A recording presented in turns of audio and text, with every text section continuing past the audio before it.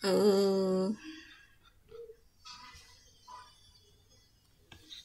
Oke, ini dia hari ini kita ngomongin masalah kemasan. Jadi teman-teman, kalau yang di DKV ini salah satu mata kuliah yang penting juga. Ini nilainya praktek. Nanti kan kita dengan orang sebanyak ini, sekitar kan anak-anak DKV itu sekitar 7 orang, 9 orang gitu. Terus ditambah anak-anak UGJ, kayaknya kita harus nanti akan berkelompok. Jadi supaya nanti tugasnya bisa kerjasama teman-teman. Jadi sambil sekalian tukar ilmu, udah anak-anak komunikasi udah dapat ilmu pemasaran apa, barangkali komunikasi pemasaran gitu, dan teman-teman DKV-nya bisa sharing ilmu mengenai desain kemasannya. Cuma nanti untuk kemasan ini insya Allah cuma ada 2 tugas besar. Jadi kurang lebih yang satu adalah teman-teman belajar untuk membuat struktur kemasan menggunakan yang kertas saja kan, yang khas ini. Terus yang kedua adalah membuat grafis kemasannya. Cuma 2 tugas besar itu untuk UTS dan UAS. Yang UTS itu kurang lebih sampai ke konsep struktur kemasan. Nanti yang habis UTS ke UAS tadi sekalian grafisnya. Jadi nanti mungkin ada showcase pameran, kayaknya enak nanti ya. Oke, nanti inilah kita bagi kelompok ya nanti aja tapi. Oke, kita masuk ke materi yang pertama. Ini adalah sejarah dari kemasan. Oke, kemasan itu awalnya adalah wadah umumnya, karena dia itu wadah kan dari zaman-zaman prasejarah itu, pas manusia udah mulai zaman-zaman prasejarah, pas awal-awal manusia hidup masih berkomunikasi masih susah, terus masih makanan itu bisa benar-benar dari daerahnya aja. Kalau ketemu buah ya ambil buah, kalau ketemu hewan ya diburu, segala macam masih kayak gitu. Dan mereka masih kadang-kadang hidupnya kan berkelompoknya kan kecil kan. Terus kalau makanannya kebanyakan, mereka kalau dibuang bisa, tapi mereka bisa menggunakan beberapa bahan alam untuk dijadikan wadahnya, biar kalau misalnya mereka pindah tempat dari satu gua ke gua lainnya itu bisa dibawa. Atau yang seperti yang teman-teman tahu kan, kalau misalnya manusia prasejarah zaman dulu kan hidupnya berkelompok kecil, komunitasnya kecil, terus mereka hidupnya berpindah-pindah dari satu gua ke gua lainnya. Nah, pas mereka berpergian itu, dan saat mereka membawa barang seperlunya kan, jadi mereka menggunakan wadah. Tapi wadah ini bukan berarti hanya untuk makanan, bisa untuk barang-barang lain seperti itu. Terus ada masanya di mana manusia itu sudah mulai maju itu dalam artian mereka bisa hidupnya sudah bisa menetap, walaupun menetapnya masih tidak terlalu yang kayak tidak selalu di situ gitu loh. Jadi masih nomaden, tapi mereka hidupnya lumayan lama karena mereka mulai bisa mengolah alam di sekitarnya. Jadi mereka bisa bercocok tanam, mulai bisa menggunakan arus air yang di sungai seperti itu. Jadi mereka mulai ada tuh hasil bumi yang mereka punya, mulai berladang. Terus mereka juga bisa mulai mengolah makanan. Di situ pada zaman ini manusia sudah mulai bisa membuat wadah dari tanah liat, dari gerabah seperti itu. Terus mereka bisa menganyam. Kan sebelum zaman zaman Paleolitikum itu manusia sudah mulai bisa menganyam dari kayu-kayu, ranting-ranting seperti itu, dan mereka sudah mulai menggunakan kayak kulit binatang untuk melindungi barang atau melindungi makanan seperti itu. Nah, untuk yang di depan kalian ini seperti ini adalah contoh gerabah yang digunakan untuk menyimpan anggur. Jadi minuman anggur atau apa itu disimpan dalam wadah gerabah yang besar seperti itu. Dan pada zaman itu ya udah, yang namanya kemasan itu hanya digunakan untuk tempat menyimpan barang, baik itu makanan maupun benda-benda lain. Lalu yang ini masih yang sebelum Masehi loh ya, gini zaman Neolitikum itu kalau nggak salah dia itu batas akhirnya sampai 1900 sebelum Masehi. Terus yang ini punten lompatnya agak jauh ya gitu, dari itu udah masuk ke zaman yang Masehi. Awal Masehi itu manusia udah mulai namanya barter, berdagang, dan sampai 750 Masehi itu perdagangannya nggak cuma perdagangan antar yang di satu komunitas gitu, atau misalnya kan tadi kan kita hidupnya nomaden dan berkelompok gitu, ada kelompok lain, mereka barter. Nah, terus ketemu juga dengan kelompok lain yang ketemu juga dengan kelompok lain yang tinggalnya jauh gitu. Nah, mereka barter, terus menciptakan berbagai alat tukar. Nah, pas mereka barter itu, mereka juga sudah mulai membuat kemasan yang menarik, karena di tempat yang jauh itu, maksudnya manusia yang tinggal di tempat yang jauh itu, mereka punya budaya. Kan di sini 750 Masehi itu orang-orang sudah mulai menciptakan kebudayaan. Jadi masing-masing daerah, masing-masing masyarakat daerah tertentu itu udah mulai menciptakan kemasan yang punya aspek dekoratifnya. Karena di sini mulai oh ini parfum dari Bulgaria, ini parfum dari Arab, ini parfum dari Eropa, parfum dari Cina, teh dari mana gitu kan. Dan mereka itu untuk mencirikan bahwa ini tuh asalnya dari negara ini loh, dari sini itu dari kemasannya. Mereka mulai menggunakan kemasan sebagai identitas dari suatu masyarakat, seperti itu. Terus ini di masa dimana yang namanya mesin cetak itu sudah mulai ada, 1789 Masehi, baik di Eropa maupun di Cina. Pertama kan soalnya kalau yang cetak-cetak itu kan awalnya munculnya dari Asia dulu kan, Asia, terus itu masuk ke Eropa. Di Eropa pada masa-masa ini itu mesin cetak untuk terutama untuk labeling seperti ini, untuk merek di depan itu sudah mulai maju, dan mereka mulai bisa mencetak sesuatu untuk kemasan itu secara massal. Jadi pada masa ini itu cetak label itu sangat-sangat banyak, baik yang di kertas, di kayu, maupun di kaleng. Tapi waktu itu pas tahun segini masih yang hitam putih atau yang satu warna. Terus mulai 1800 Masehi itu si cetak label itu mulai bisa yang berwarna, dan itu mulai bisa massal. Dan di sini untuk tahun segini itu kemasan itu sudah macam-macam, ya kertas, ya kaleng, kaca. Walaupun kaca sebenarnya udah berkembang juga di tahun 7500. Itu sudah banyak yang dari perunggu segala macam, itu udah banyak. Termasuk yang dari kardus. Kardus itu mulai di Eropa itu mulai berkembang di tahun segini. Jadi kalau teman-teman suka nonton, pernah nonton film Antoinette nggak ya? Marie Antoinette gitu. Di situ kan sempat diliatin bagaimana si Ratu Perancis itu dia belanja banyak sepatu yang dikardusin seperti itu. Terus kalau tahu masa-masa 1800 1900 itu kan kemasan benda-benda di Eropa itu masih pakai kotak yang dikasih pita segala macem gitu. Itu dimana masa-masa kemasan dari kardus itu mulai bisa diproduksi massal seperti itu.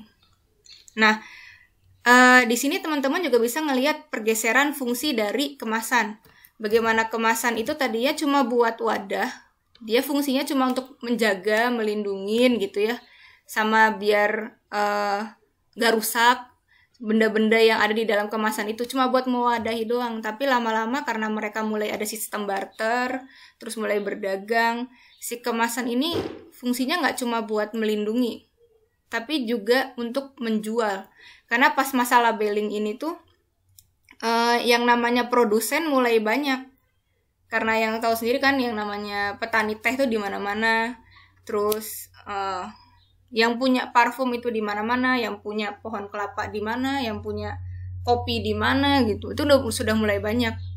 Jadi masing-masing penjual kopi itu mereka berusaha gimana caranya biar orang-orang itu mengenal kalau ini tuh kopi dari toko A, ini kopi dari toko B. Jadi si kemasan itu berfungsi sebagai identitas si toko itu sendiri.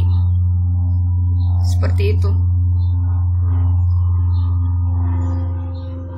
Ya, pada masa inilah mulai dikenal bagaimana yang namanya labeling, yang namanya memberikan identitas grafis, itu penting pada kemasan. Biar kelihatan bedanya, biar gampang diidentifikasi lah, semacam itu gitu.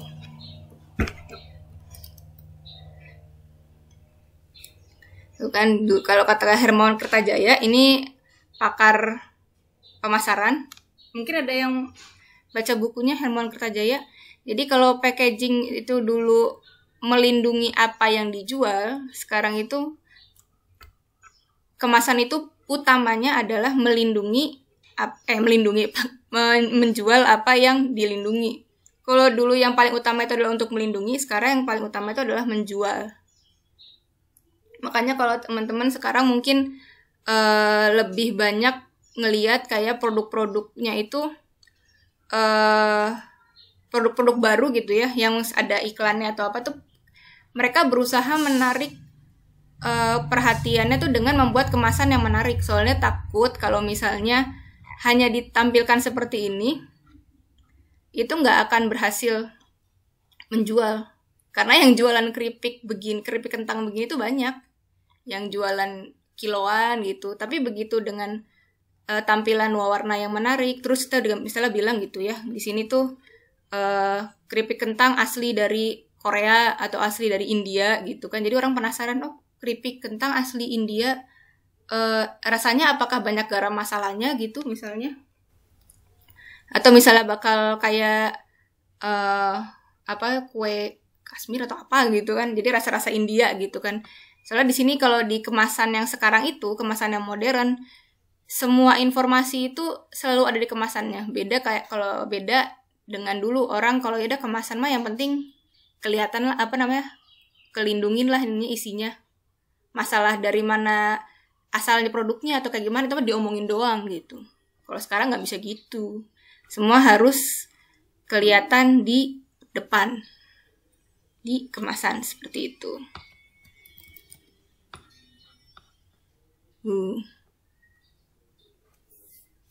Sampai situ ada yang ada yang aneh tidak?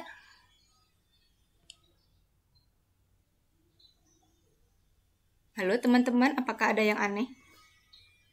Atau mau bertanyakan? Atau mau berbagi, sharing?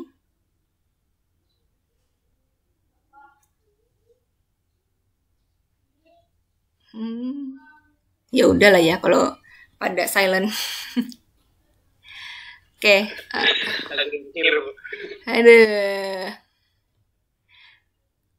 Udah lagi mikir, entah lagi lapar karena belum makan siang. Padahal habis Jumatan. Oke,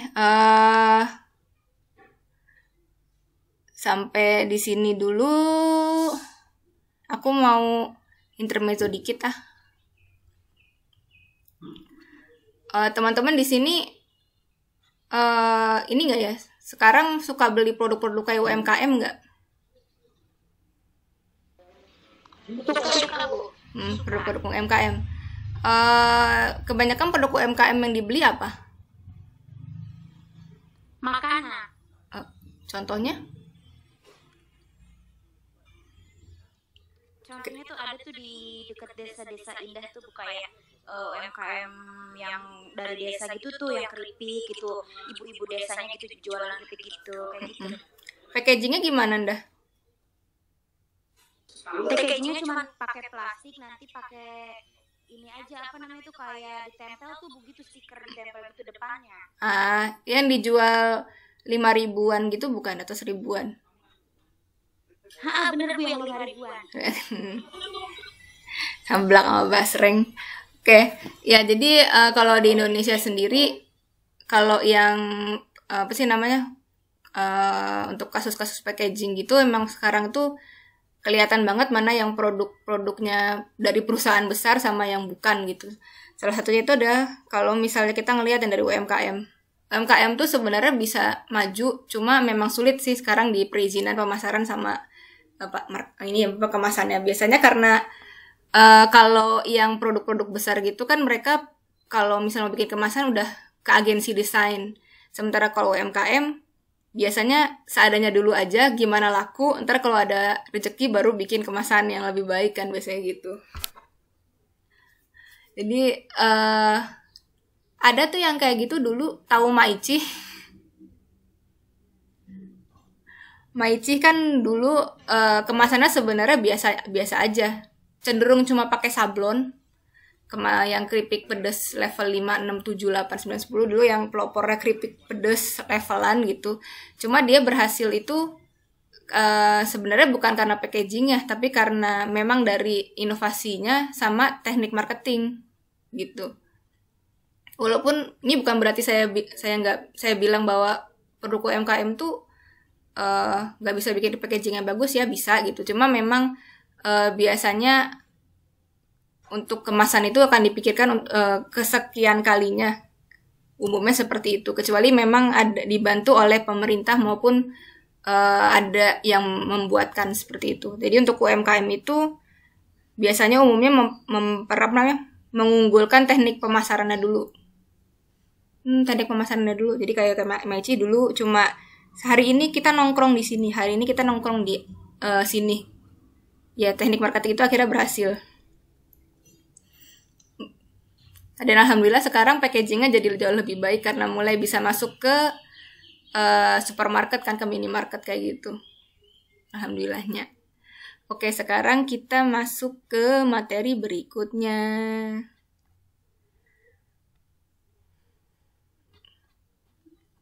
Oke. Jadi teman-teman nanti kalau misalnya teman-teman itu mau mendesain kemasan untuk produk apapun, itu bisa ada 6 arahan nih kalau kata Klimchuk nih. Klimchuk ini yang punya buku desain kemasan. Klimchuk dan namanya Krolsepak kalau nggak salah. Kita itu bahasanya kayak harusnya bacanya nggak kayak gitu harusnya. Krasovets. Oke, jadi ini yang pertama, kalau misalnya teman-teman mau mendesain kemasan suatu produk, itu pertimbangan ada 6. 1, perhatiin ada nggak atribut bentuk dari si produknya itu tuh yang menarik perhatian atau yang bentuknya unik gitu loh.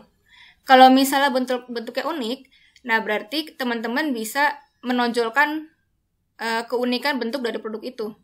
Jadi di sini pertimbangan pertama adalah menampilkan atribut unik sebuah produk untuk menjadi pembeda dengan produk lain. Misal kalau yang paling gampang tuh, saya sambil cari ini.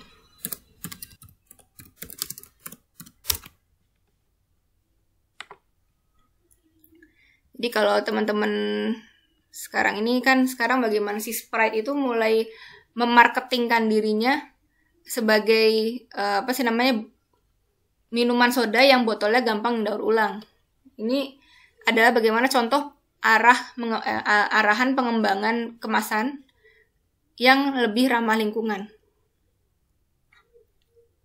Dan ini adalah suatu teknik marketing, strategi marketing yang bagus, karena makin kesini itu ini akan nambah value soalnya. Produk-produk yang ramah lingkungan itu sekarang lagi banyak dicari kalau di luar negeri. Jadi ini akan sangat menambah value bagi bagi si Sprite sendiri atau Coca-Cola Company. Jadi dia akan menambah konsumen baru, juga akan mendapatkan apresiasi dari konsumen baru maupun konsumen yang lama. Punten Bu. Iya, mangga. Yang dimaksud ramah lingkungan atau yang kayak gimana aja sih Bu? Kalau ramah lingkungan itu bisa jadi dari bahannya, materialnya, atau kalau dalam kasus Sprite ini dia itu kan botolnya tadinya kan berwarna hijau. Kalau teman-teman tak mau tahu tuh, botol PET itu nggak bisa, kalau misalnya teman-teman gitu di tempat sampah banyak botol PET, tak carilah sampah botol.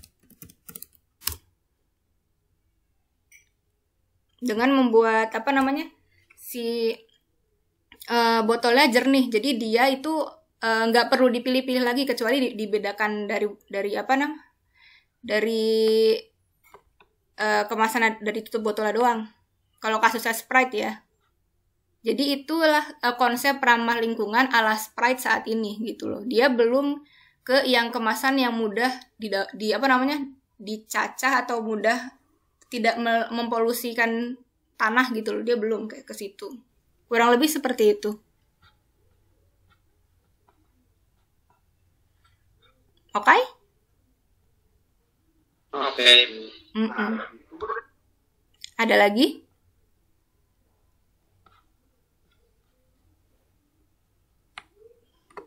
Bu mau nanya, Apa? produk yang ramah lingkungan tuh salah satunya yang bisa didaur ulang tuh, Bu? Kalau produk yang ramah lingkungan, produk yang kategorinya ramah lingkungan yang bisa didaur ulang itu udah itu. Sejauh ini itulah yang dikatakan sama komunitas ramah lingkungan, peduli lingkungan seperti itu. Soalnya kalau nggak bisa didaur ulang kan berarti dia akan ngendap terus di dalam tanah. Jadi dia nggak akan berubah bentuk, nggak akan bisa bikin tanah subur, malah ngerusak gitu kan. Nah yang seperti itu gitu.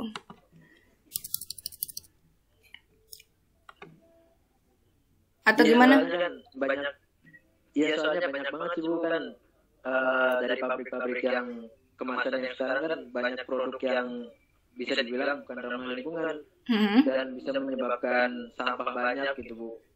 Buat cara mengatasinya itu gimana ya? Kalau untuk cara mengatasinya itu biasa kalau pertama mah jelas si komitmen dari si pabrik itu sendiri gitu loh. Karena balik lagi membuat suatu kemasan itu ramah lingkungan, misalnya minim plastik atau menggunakan kertas yang apa sih namanya? Ini kan kertas craft ya, kertas craft jadi bukan kertas ivory atau BW gitu biasanya. Itu juga perlu biaya lagi kan, dalam artian perlu biaya tambahan karena bisa jadi bahan bakunya lebih mahal seperti itu dan harganya bisa naik gitu. Cuma itu nggak akan jadi penghalang kalau si produsennya tidak menganggap menganggap kalau misalnya si ramah lingkungan itu menjadi value tambahan. Tapi emang dengan konsekuensi harga mungkin lebih mahal seperti itu. Dan kalau di Indonesia itu kan produknya masih jarang tuh, terutama yang paling susah itu adalah produk-produk kecil yang berusaha naik kayak UMKM tadi. Udah produknya, punten misalnya produknya belum terkenal gitu, belum banyak yang beli, terus disuruh pakai bahan yang ramah lingkungan yang mungkin lebih mahal. Jatuhnya kalau yang namanya produk itu, harga kemasan itu 80% harga total keseluruhan. Jadi mungkin harga makanannya cuma 20%, sisanya tuh harga kemasan. Otomatis jadi mahal banget kan, yang tadinya mau nyasar ke ibu-ibu rumah tangga, malah jadi kemahalan. Ibu rumah tangga kan orangnya peduli banget kan sama masalah harga, kurang 200 perak aja bisa bisa dipermasalahin gitu. Nah itu dia masalahnya. Yap, kalau mau seperti itu yang pertama dari produsennya dulu sih sebenarnya. Seperti itu. Kurang lebih. Ibu mau nanya Bu. Iya. Kan tadi tuh kata Ibu layout Indomie itu bisa dikenal karena konsisten layoutnya kayak gitu. Berarti layout juga bisa dijadiin identitas suatu produk. Bisa. Bisa banget. Ini apa sih ini karena pengalaman saya juga. Kalau teman-teman tuh kalau misal dari komik tuh misalnya gitu ya, teman-teman ngelihat komik, pernah nggak ngelihat ada komik yang kayaknya kok kemasannya mirip-mirip sesuatu nih atau apa gitu. Oh iya, tapi saya punya nih, coba nih saya cari deh ya. Saya pernah bikin, sebentar. Mana ya? Harap tunggu sebentar.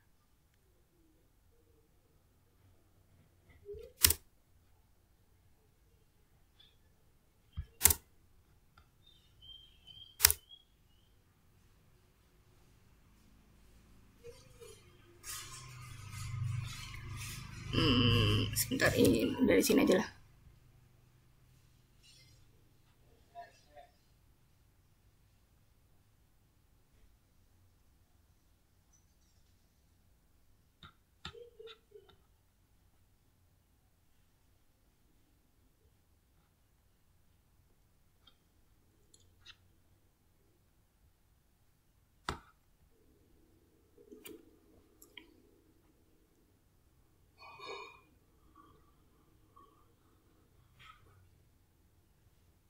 Nah, kayak yang ini misalnya, teman-teman kenal nggak ini kemasan dari produk apa?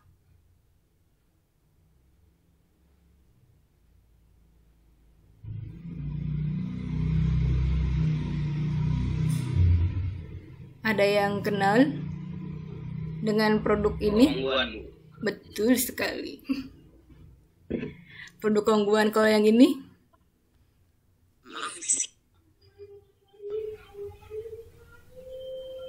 Nutrisari.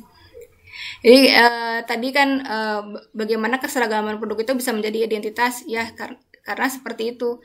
Kalau misalnya kita konsisten, nggak banyak berubah nggak banyak berubah, itu orang secara otomatis akan mengingat bentuknya, posisi gitu kan, si layoutnya sama warna yang ada di situ. Jadi walaupun dari jauh nanti eta mah Kongguan, eta mah apa namanya, produk zaman dulu tuh Oreo gitu misalnya. Kan Oreo warnanya gitu-gitu aja, bentuknya gitu-gitu aja kan. Itu beer brand, itu Frisian Flag gitu. Kita akan gampang mengidentifikasi dengan cepat gitu. Itu produk ini gitu. Selama kita seragam dan konsisten. Seperti itu. Walaupun memang pada akhirnya sekarang banyak kemasan yang suka berganti wujud. Semacam kayak clear gitu ya. Dulu mah paling sering clear. Ada lagi? Kok seru?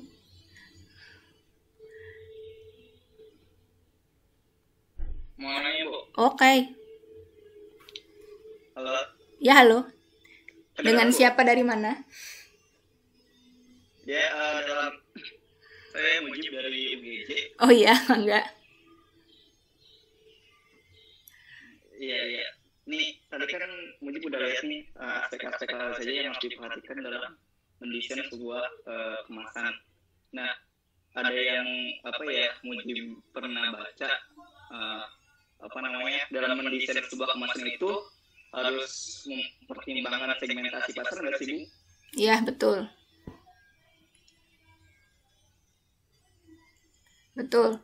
Jadi itu apa sih namanya? Berarti harus ya, Bu. Jadi misalkan kita mau desain mengenai produk, target pasarnya adalah anak-anak. Iya, Jadi betul. kita desainnya juga harus paham kayak gitu ya, Bu. Berarti. Iya, betul. Kan ini, jadi apa sih namanya? Mungkin belum saya jelasin secara rinci gitu kan. Cuma di sini kan ada dimasukin di sini. Menggambarkan bentuk kemasan berbeda sesuai dengan kategori. Kategori di sini bisa berarti fungsi, varian, ataupun dari si target audience itu nanti. Karena kita jualan sampo ke anak-anak sampai ke nenek-nenek itu bisa beda. Seperti itu. Kalau yang di sini itu lebih ke, kalau misalnya mau mendesain kemasan itu mau diarahin kemana gitu. Mau menonjolkan apa yang mau dipertimbangkan. Nah, pertimbangan itu bisa diantara dari 6 ini. Nggak perlu 6-6-nya dipakai, cuma kita bisa mempertimbangkan mana nih yang bisa mau kita iniin. Mau tampilin atribut produk, mau yang nampilin estetik, mau yang bikin mereka seragam gitu, atau yang tiap kategori itu bentuknya loh ya, secara physically itu harus beda gitu, atau kita mau mainin si material barunya seperti itu. Nah, nanti untuk si segmentasi ada di segmen yang lainnya nanti. Oke, tadi dengan siapa? Mujib. Mujib, Bu. Oh iya. Iya, makasih ya, Bu. Iya, sama-sama. Oke. Sebelum ada yang nanya lagi, saya mulai lagi ya di sini ya. Ya, di sini desain kemasan harus berfungsi sebagai sarana estetika untuk berkomunikasi dengan semua orang dari berbagai latar belakang, minat dan pekerjaan yang berbeda. Karena itu, pengetahuan tentang antropologi, sosiologi, psikologi, etnografi dapat memberi manfaat yang lebih kalau teman-teman lagi mendesain kemasan. Maaf, ini tipe harusnya dan. Jadi gini, ini contoh yang paling gampang itu adalah banyak produk kopi yang lagi beredar gitu. Setiap negara, Indonesia kan salah satunya penghasil kopi yang baik dan banyak ditunggu di pasar Eropa maupun di Amerika. Terus ada juga yang dari Afrika, negara-negara yang tropis itu kan penghasil kopi yang bagus sebenarnya. Nah, sekarang itu karena istilahnya setiap negara lagi berusaha atau berlomba memperlihatkan identitasnya. Kopi dari Toraja keunggulannya adalah ini. Kopi dari Bandung, kopi dari Lembang kelebihannya adalah ini. Nah gitu. Jadi mereka itu juga berusaha menampilkan identitas tempat produksi dari atau tempat tanamnya si biji kopi itu sendiri. Dan itu tempat di mana dia tumbuh, di mana dia ditanam itu menjadi nilai jual yang baik, Bu. Untuk saat ini salah satu value yang bisa dipertimbangkan. Makanya dalam beberapa contoh produk kopi, mereka itu si pembuat kemasan, desain kemasannya itu dibuat dengan mengedepankan sisi dari kedaerahannya. Makanya pengetahuan mengenai sosiologi, etnografi itu penting juga tuh. Selain itu tadi yang kayak masalah harus mempertimbangkan segmentasi. Kayak demografi, psikologi, terus sama satu lagi tuh aku lupa lagi. Jadi pokoknya harus mempertimbangkan pada siapa sih kita menjual gitu. Karena kopi ini di mata orang itu berbeda-beda. Bagi orang yang suka kopi, yang dia kalau minum kopi gitu ya, ini baunya ada ceri-cerinya, ini baunya ada apel, kayak ada bau apelnya karena si kopinya ditanam deket pohon apel gitu misalnya. Kok ada bau-bau gandumnya atau apa gitu, itu menjadi nilai tambah. Jadi kalau begitu mau ngejual kopi itu, kita ngelihat orangnya nih, orangnya suka dengan hal-hal detail terkait kopi ini, dengan kelebihan kopi yang seperti ini. Oke, kita bikin kemasan yang unik sesuai dengan kemauan dia gitu. Ngejual kopi ke anak SMA, lihat juga anak SMA mungkin minum kopi bukan biar dapat khasiatnya atau untuk mempelajari keunikannya.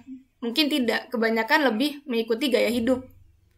Kayak, sekarang mah anak-anak senja, kalau lagi sore-sore, pagi-pagi, atau siang-siang habis pulang sekolah gitu ya, cari inspirasi atau rehat, minumnya kopi. Entah ke Janji Jiwa, entah ke street boba, atau kemana gitu ya, sukanya.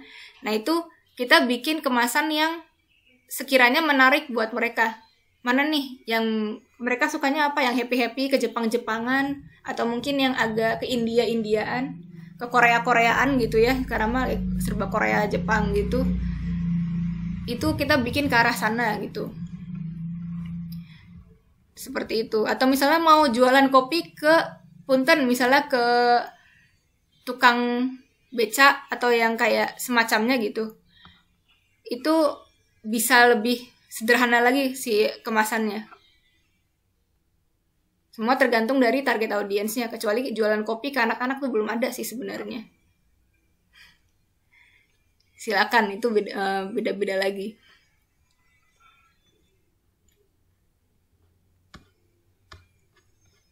Gitu, oke. Nah, ini kalau misalnya teman-teman bikin kemasan itu, gimana caranya biar menarik perhatian kalau menarik perhatian, kalau misalnya nih ya, kayak teman-teman jalan-jalan ke Indomaret gitu. Jalan-jalan ke Indomaret, lihat jajaran minuman enak, di lemari pendingin ada teh pucuk gitu misalnya. Kayak, tapi saya nggak tahu sih teman-teman kalau pertama kali ngelihat chiller gitu yang dilihat apa ya. Kalau saya itu kalau di chiller itu paling gampang tuh ngidentifikasi botol Good Day karena bentuknya aneh gitu. Terus kalau dari segi warna itu paling gampang identifikasi Milo sebenarnya kalau saya. Kalau teman-teman saya nggak tahu ya gitu. Cuma berarti dari situ aja teman-teman bisa tahu, biar orang itu tertarik ngelihat, misalnya kayak baru pertama kali buka pintu Indomaret tiba-tiba kelihatan warnanya kok ada yang lucu gitu, ada yang warnanya mencrang banget nih, terus ada yang bentuk botolnya kok aneh gitu. Nah teman-teman bisa pertimbangkan itu, mainin warnanya apakah yang harus mencrang gitu atau ada satu warna yang dominan. Terus yang kedua itu adalah si bentuknya. Ini kalau yang di sini ini tadi kan nyambung ke sini ya. Mana sih? Mengembangkan bentuk kemasan sesuai dengan kategori. Nah, kalau di sini kan ini juga mengembangkan bentuk kemasan. Nah, kalau yang di sini ceritanya itu adalah Dove itu sempat ngeluarin, ada yang pakai produk Dove nggak ya? Ada yang pakai produk Dove? Nggak ada. Pakai Bu sampo. Sampo, oke, sip. Jadi kalau di Indonesia rata-rata yang namanya produk kemasan sampo itu bentuknya ya gitu-gitu aja, kayak tabung, silinder, ya agak gepeng dikit lah gitu kan ya. Kalau di luar negeri itu kayak Dove ini sempat ngeluarin yang yang bentuknya itu menyerupai bentuk tubuh perempuan. Kenapa dia kayak gini? Karena dia itu arahannya pengen yang ini, memperkuat penampilan estetika dan nilai produk dengan menggunakan bentuk kemasan. Jadi nilai apa sih yang pengen dia masukin? Kalau teman-teman tahu, Dove itu baik dia sabun maupun sampo, dia itu tidak mengedepankan kayak semacam kamu tuh akan jadi secantik Michelle Judith gitu misalnya. Teman-teman tuh gak akan secantik Isyana Sarasvati atau secantik Raisa gitu misalnya. Boleh saya liatin aja deh ini contohnya biar teman-teman bisa ini. Soalnya saya sempat ngebahas Dove juga. Mana ya?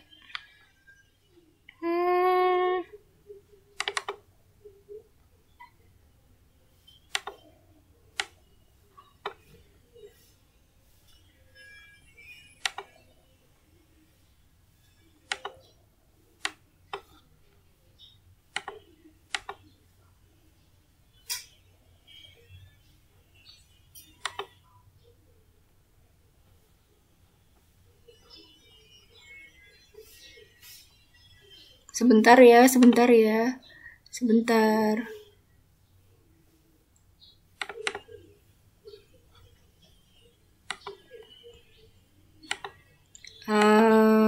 Oke. Kita pindah ke sini presentingnya.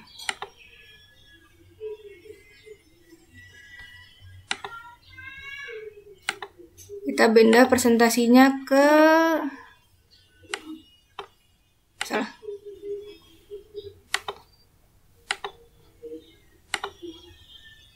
sini. Oke. Kalau teman-teman pernah ngelihat produk Dove itu dia nggak pernah ngomong bahwa kalau Anda pakai produk ini, Anda akan secantik artis ini, artis itu gitu. Dove itu dia itu punya nilai bahwa perempuan itu sebagaimanapun dia, mau dia udah beruban, mau dia keriput, mau dia bermata sipit, kulitnya coklat banget, terus dia punten mungkin berkulitnya sangat gelap atau kayak gimana gitu kan, yang dianggap orang itu nggak cantik, selama dia punya punya dia kepercayaan diri dan lain-lain, dia itu cantik seperti itu. Jadi dia itu si produk Dove ini punya value. Dengan produk ini, dengan produknya Dove itu bisa meningkatkan kepercayaan diri mereka. Mereka akan merasa sangat percaya diri karena Dove itu kepengen mereka sadar bahwa yang penting kalian tuh terawat. Kalian jadi pede, dan itu kalian jadi percaya diri maupun kalian sudah tua banget atau kayak gimana gitu. Nah, dari situ, dari value itu, makanya mereka ngembangin produknya itu bentuknya yang kayak gini, memperlihatkan kalau bentuk tubuh perempuan tuh nggak cuma yang kayak gitar Spanyol, yang kayak Beyonce, yang gitulah ya you know lah ya gitu. Yang kayak artis Indonesia mana yang jadi impian semua laki gitu misalnya. Jadi perempuan itu punya bentuk tubuh yang macam-macam dan itu it's okay. Dan bisa jadi nilai tambah untuk si Dove-nya sendiri seperti itu. Walaupun memang pada akhirnya kemasan ini tidak bertahan lama karena special edition seperti itu. Itu jadi tapi dengan arahan ide seperti itu, ini menambah value bagi si Dove itu sendiri. Sangat bermanfaat saat kampanye. Jadi kalau Anda masuk Indomaret, masuk ke etalase sampo pasti ada bentuk yang aneh nih. Bentuk apaan nih? Gitu. Pasti kira akan berhenti beberapa detik untuk melihat secara detail ini tuh apaan. Oke, terus yang faktor penarik perhatian lain itu adalah simbol dan angka. Simbol dan angka ini tuh bisa jadi kalau misalnya tadi ada ada bentuk bangunan apa, bentuk bangunan tertentu, oh ini ada yang bangunan ini asa kenal gitu. Atau misalnya ada angka tertentu, biasanya angka diskon. Biasanya angka diskon. Atau untuk beberapa orang itu ya kan angka diskon. Soalnya kalau kita ngelihat diskon 20%, diskon 80% atau ekstra isi 50%, itu tuh lumayan itu. Lumayan nih lagi promo, aku ambil gitu. Atau misalnya kalau untuk beberapa produk sekarang dia udah mulai menulis jumlah kalori di dalam produknya langsung di depannya. Jadi kalau misalnya di kemasan yang ini misalnya gini ya, ini kemasan produk jus gitu. Terus di depan sininya udah mulai ada kandungan kalori total berapa, gula berapa, itu berapa. Itu menjadi hal yang menarik juga untuk beberapa target audience. Karena ada target audience yang hidupnya mempertimbangkan jumlah kalori, jumlah asupan gula, dan lain-lain seperti itu. Terus yang terakhir adalah tipografi, yaitu Junis font yang dipakai. Seperti ini. Soalnya kan tiap produk itu punya pesannya, punya value-nya masing-masing. Dan itu tersampaikan lewat font. Kalau pemilihan font itu tidak tidak sesuai gitu. Kita ngerasa kayak ini produknya tuh maksudnya mau kelihatan elegan tapi nggak jadi. Mau kelihatan kayak fun tapi kok malah kelihatan klasik gitu. Jadi kadang-kadang jadi kayak salah target seperti itu.